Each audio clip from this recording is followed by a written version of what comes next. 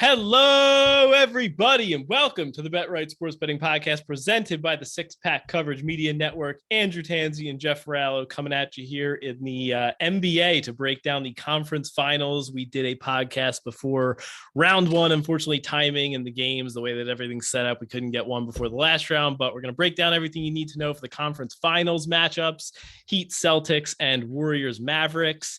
So we'll go kind of in depth on each of them, give out all our favorite bets on the series. We were hoping to get prop markets for, like, they've had these series long player props that we've been honestly nailing. Like, we give out Giannis assists last week on like our play of the day that hit at plus 100. We had a Draymond assist, a Luka rebound. So unfortunately we don't have those markets up, but we'll still give props for game one that we do have up. The lines are up for game one. So Rue, how we doing? How you been feeling for the NBA playoffs so far? How's your betting been going? Good. I had some futures on the Bucks that unfortunately didn't come through. I thought they would be able to squeak it out without Middleton, but Celtics got the better of them. But yeah, like you said, it's been those player props kind of keeping me above water here.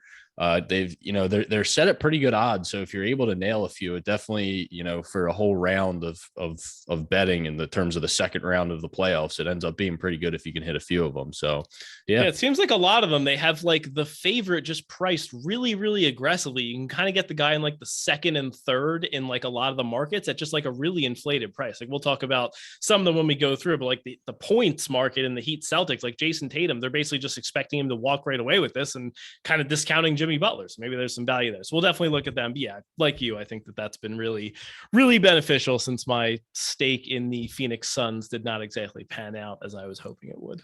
But we both made out very well with the Miami Heat against our beloved, I guess you could say, 76ers. My Miami Heat. I stomped my fist on the table, or smashed my fist on the table. Where are you going with that? I don't know what I did, but I was all over the Miami Heat. They are the one thing that I did nail in our first round. I said them to win the Eastern Conference at like plus 375 was the best bet on the board, and it's looking good so far. I am a little man of myself. I was kind of non-committal with the Warriors in our first podcast. I went with the Suns to win the West. I ended up having a few bets on. I still have a few bets on the Warriors to win the West, but I know when we talked about the first time, I was just a little bit hesitant. There wasn't enough of a sample size with this Warriors team. Obviously you have the big three, you have a big sample size, but with the Jordan Poole and Andrew Wiggins, there really wasn't enough. So I was a little hesitant, but here they are in the conference finals, and the Suns. The Suns with an ugly exit last night. I feel like after we watched like game one of Warriors Nuggets, we were like, okay, like this Warriors team is like good enough to do it. I feel like that's when we really jumped in, because we just kind of like mentioned them a little bit, like, yeah, they have upside, we could get there, but like neither of us really love them. And then I think ever since that game, we've kind of been like, okay, the Warriors are legit. You just kind of had to see it because Steph was slumping before he got hurt. Clay wasn't really playing his full minutes for most of the season. Draymond was hurt. So yeah, once you see it, it's like, okay, this is the Warriors. Now they've looked vulnerable at times for sure. We'll get into that, but it's exciting to watch them when they're at their best. Yep. So just a quick refresher on what's happened so far. Obviously, in the Eastern Conference, we have the Heat against the Celtics. Heat took care of the Sixers. Celtics took care of the Bucks. So we want to start with that series, and then we can jump over the Western Conference. Sure.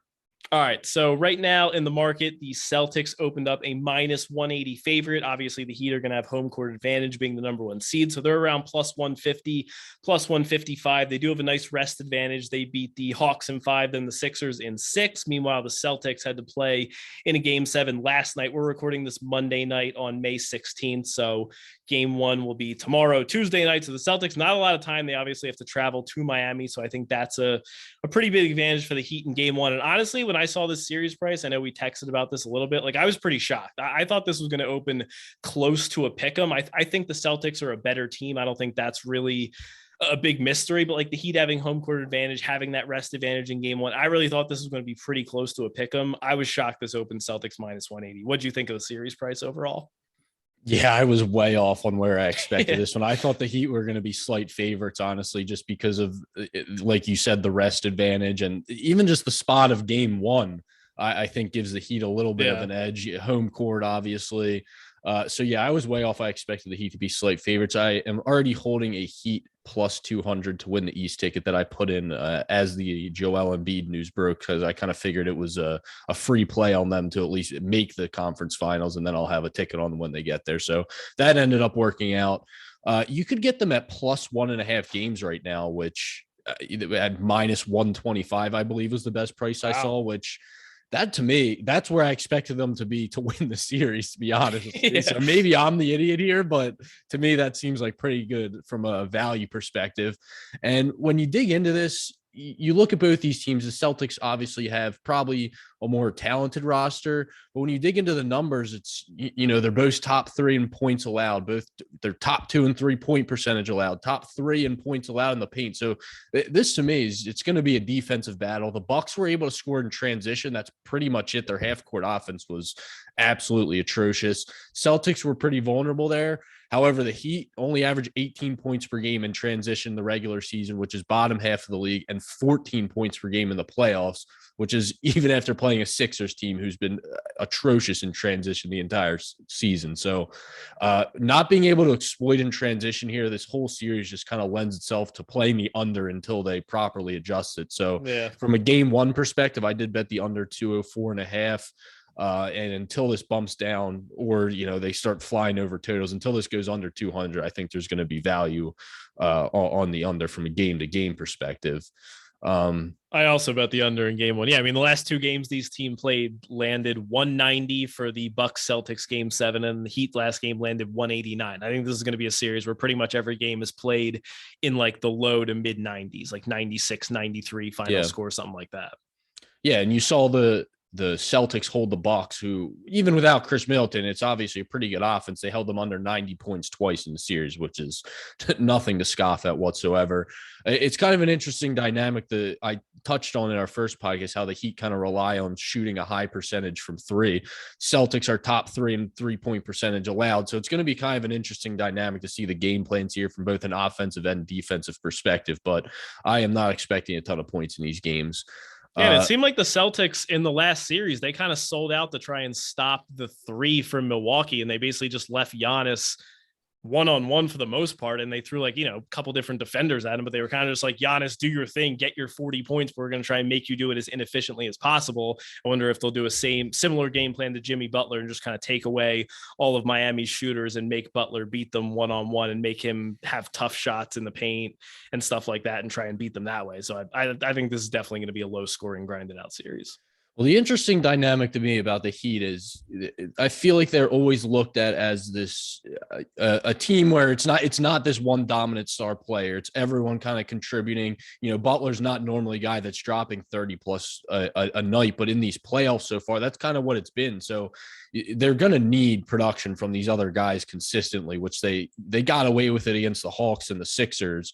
But you're going to need Tyler Hero to get you at least 16, 17 points. He was invisible last series. You're going to need Max Struss to hit his threes more often than just Struss, whatever. Both of them need to hit their threes. So Bam Adebayo, Bam disappeared. So Bam it'll be interesting because Bam, the first 2 games, I believe, had over 20 points, and then Embiid without Embiid, yeah. So Embiid came back, and I don't know if that was more Embiid on the defensive end, which Embiid didn't look great on the defensive end, or it was just him guarding Embiid that kind of wore him down, spending all his energy. I do expect Bam to show up here, but again, the Heat, if they have a chance in this series, they are going to need contribution from more guys than just Butler. And from a series long perspective, I think I bet the Heat in game 1 just because of the spot. They've won the rest advantage. You can't. That's a big deal. And you have the Celtics flying south after a hard fought, 7-game series. Even though they got to rest guys in a couple of the games, they were pretty hard fought. Every game was hard fought at least till midway in the fourth quarter. So, and that was by far the most physical series of the playoffs. So game 1 is Heat for me. I think if you like the Celtics, I think you either wait until after game 1, or right now you can bet the Heat to win game 1 and the Celtics to win the series. I saw that around. Reading my notes right now. This is awesome. I have all of this written down. So yeah, that last I saw was around plus 230-ish, depending on the book you were at. So I think that's a pretty good play if you are on the Celtics here. I'm not playing that because do kind of like the value on the Heat in the series, but I think that's a pretty good play. Yeah, I think you summed it up perfectly. And for what it's worth, Miami is 6-0 at home in the playoffs so far. I know we don't think of Miami as being, a great home court advantage, not exactly the rowdy fans like you'll see in Boston, but they have been really good at home. And obviously Celtics needing to travel down to Miami makes a difference. So yeah, like you said, I think the Heat to win game one, Celtics to win the series with plus 260 on MGM. So a little bit better there. How do you feel about, so I was just informed of this today, these Eastern Conference MVP markets? Honestly, didn't even know that was a thing. Apparently it's new this year. Stupid award, but how would you feel about if you're on the Miami Heat like we are? So right now the Heat are around plus 150 to win the series, and Jimmy Butler's around plus 200 to win the Eastern Conference Finals MVP. Would you look at going that route, just getting a little bit better of a price on the Heat, thinking that it's going to be pretty tough for them to win if Butler's not scoring 25 to 30 a night?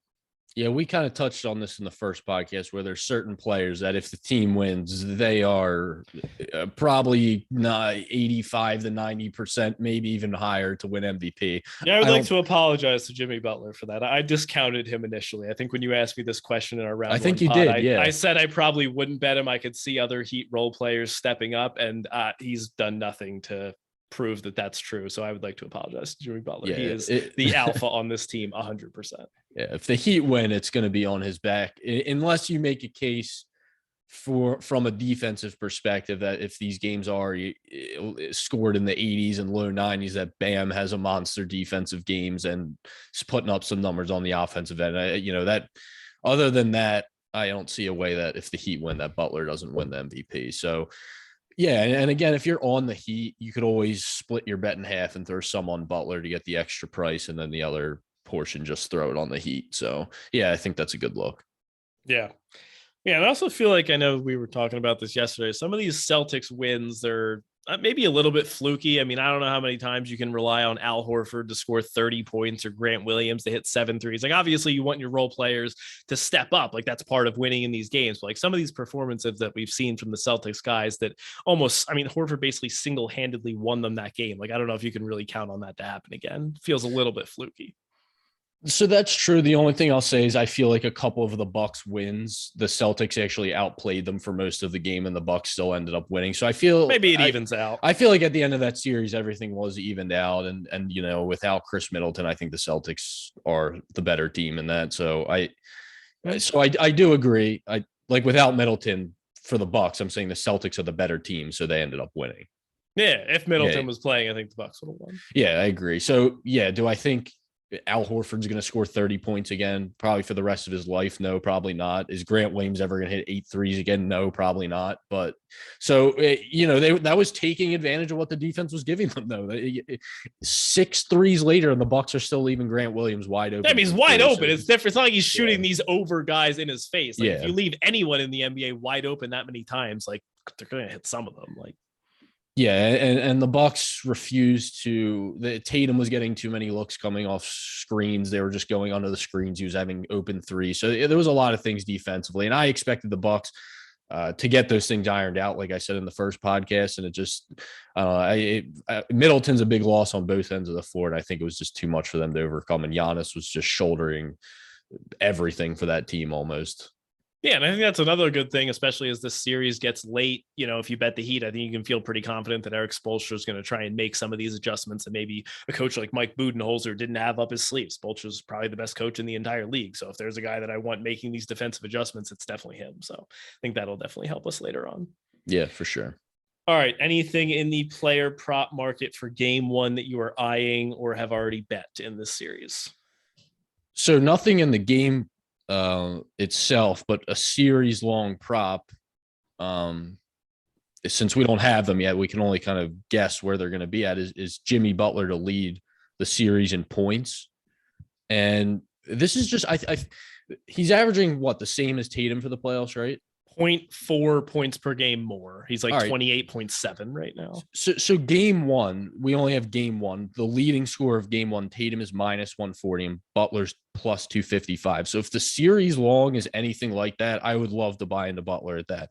As good as Tatum is, he is very volatile in that he could easily go out and shoot, 4 of 17 from the I field. mean, we saw it in the Bucks series. He went from like 18 points to like 47 in like back-to-back games. Like it's just... So if you cut out a 46-point game, he's averaging what, 24 points for the playoffs, right, maybe even less. So yeah, I think Tatum's very volatile. Where if Butler has in his mind that he is a scorer, because there is those games where Butler comes out and he's more of a facilitator, but we've only seen that in maybe 1-2 games in the playoffs. I think he knows in the playoffs he doesn't have much of a choice. Like he can't be a facilitator and the Heat win this series, I don't think. Yeah, so I just think it's great odds, just given the volatility of Tatum, the difficult shots that he kind of relies on in order to score, and Butler. I do expect some regression from the 3-point shooting. He's been shooting the 3 extremely well, which is not necessarily his game, but he's not taking the difficulty of shots that Tatum is. And I feel like he can be more consistent of a scorer. Now, Tatum could easily come out and drop another 40 or 240-point games. But I feel like the value is there for Butler if we're getting him plus 250 or better. Yeah, totally with you there. I also kind of like Butler over 24.5 points in game 1. That was a prop I bet earlier today.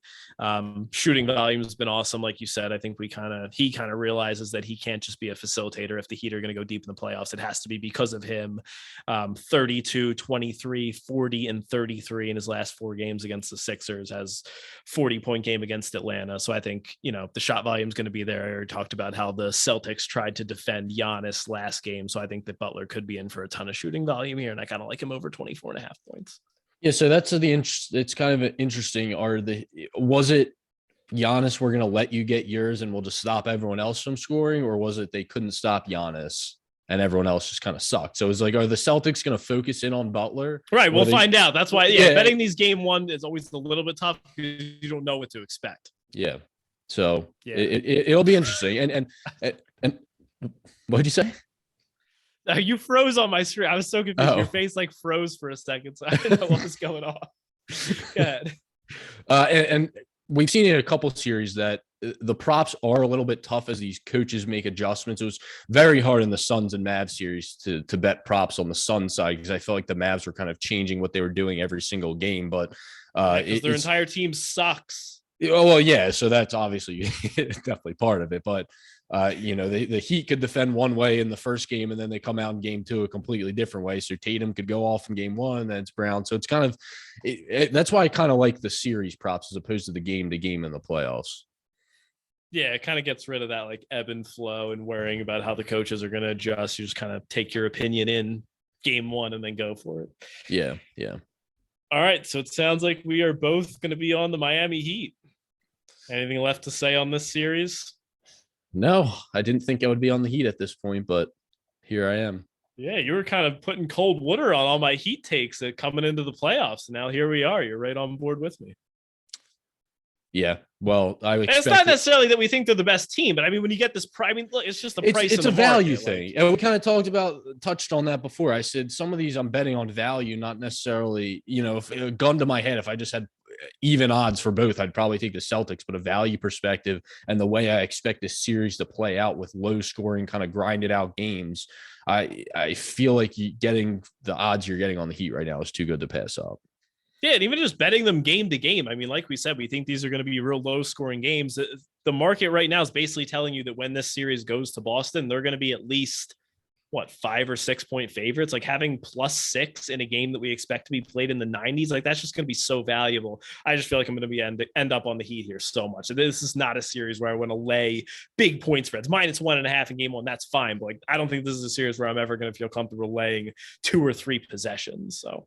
Yeah, I think once you start getting to that 6 point range is when you got to pounce on it, because you're right on the cusp of that 2-3 possession line. Yeah. All right, shift over to the Western Conference Finals. We have the Dallas Mavericks taking on the 3-seed Golden State Warriors. The Warriors are around -235 for the series. Mavs around +185. I am having a very tough time handicapping this one. Obviously, the Mavs smashed the Suns in game 7. Incredible performance. Warriors beat the Grizzlies in 6, but this Warriors team has my head just like all over the place. Obviously, John Morant misses like half of that series, so that's a big blow for the Grizzlies. And it's just like game to game. I mean, the first two games are kind of nail biters. Then the Warriors win by 30, then they win by 3, then they lose by 39 or down by like 50 at one point. Then they, Clay looks like crap in the beginning of the series. Then he has a huge performance in game 6. What do you think about this Warriors team? Because honestly, from game to game, I go from thinking they're going to win the title easily to thinking that they're the biggest frauds on earth. So I was kind of on the fence here, and when the odds opened up, I was like, I think the odds seem pretty good on the Mavs here. Once I kind of dug into it, I think the Warriors win. I think they win 4. I could see them winning 4-1. I'll give the Mavs 2 games. Oh, I don't know about that. Look, I don't know about that. All right, let's start here. First of all, the key in this series is turnovers, and we all know the Warriors have been absolutely atrocious in that column. And it's 15.8 turnovers in the playoffs. Mavs are only averaging 10, and it's really not a fluke with the Warriors because in the regular season they were averaging 15 turnovers as well. Mavs were bottom 5 in the league with only 12 turnovers per game. So that is a big difference. Bottom 5 in a good way.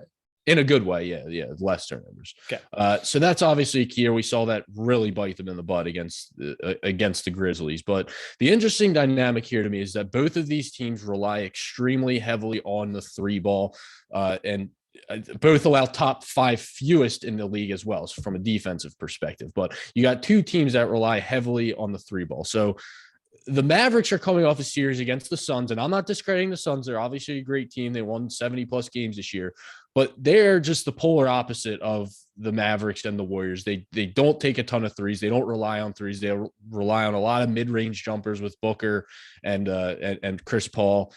The Mavs kind of just outshot them from deep to win this series. And discount game 7 where everything went wrong for the Suns and everything went right for the Mavs. But you're not going to outshoot the Warriors in a 7-game series and win the series. So that's kind of where I start to lean Golden State. And say what you want about Golden State's first 2 matchups. Obviously, they were playing the Nuggets, who aren't that great, and you play the Maverick or the Grizzlies, who end up losing Morant. But they don't have anything to prove. Like I said, we just kind of had to see it that they were still there. We know what Clay and Steph can do, and Draymond, and we've seen what Poole can do this year. But forget him. We know what Clay, Steph, and Draymond can do in the playoffs. The Mavs, to me, are still kind of the new kid on the block. For sure. They beat Utah in the first round, who was an absolute shambles. Utah was terrible. And like I said, the Suns, again, I think it was just a good matchup where they could just outshoot. I don't think you're giving them enough credit. That was a really, really good series win. I agree. But the Mavericks averaged 15 threes made per game. They shot the lights out in every single game in that series, except for one game.